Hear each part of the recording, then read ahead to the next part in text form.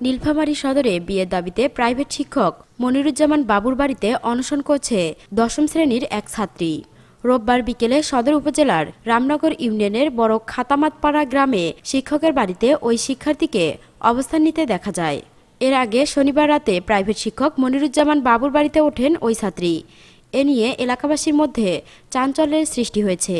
ঘটনার পর শিক্ষক মনিরুজ্জামান বাড়ি থেকে পালিয়ে যান।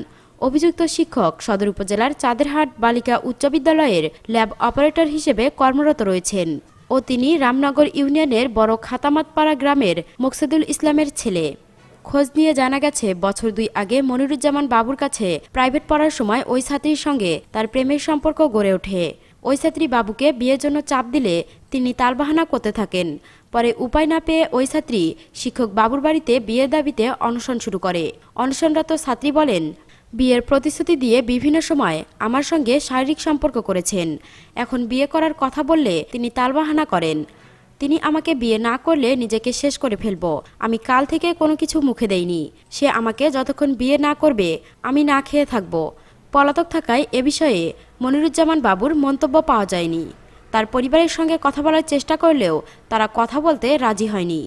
তবে অনশনরত ছাত্রীর বাবা বলেন, আমার মেয়ে সরলতার সুযোগ নিয়ে তার জীবন নষ্ট করে দিয়েছে। আমি এর উপযুক্ত বিচার চাই। চাঁদেরহাট বালিকা উচ্চ বিদ্যালয়ের প্রধান শিক্ষক গোলাম রব্বানী বলেন, মেয়ের বাবা মামলা করলে বা কোনো প্রকার লিখিত অভিযোগ করলে বিদ্যালয়ের বিধি মোতাবেক ব্যবস্থা নেওয়া হবে।